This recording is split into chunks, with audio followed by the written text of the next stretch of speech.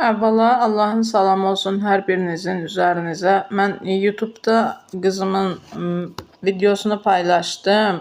Hansı ki, əməliyyat videosunu. Əməliyyat olunduğuna dair, yəni əməliyyat izlərini, dərmanlarını falan paylaşdım. Kəşfətə düşmədi. Onun üçün məcbur oldum bu videonu özüm tək çəkirəm. Çox çarəsiz halda qaldığım üçün çəkirəm. Həqiqətən çox çarəsiz bir vəziyyətdəyəm.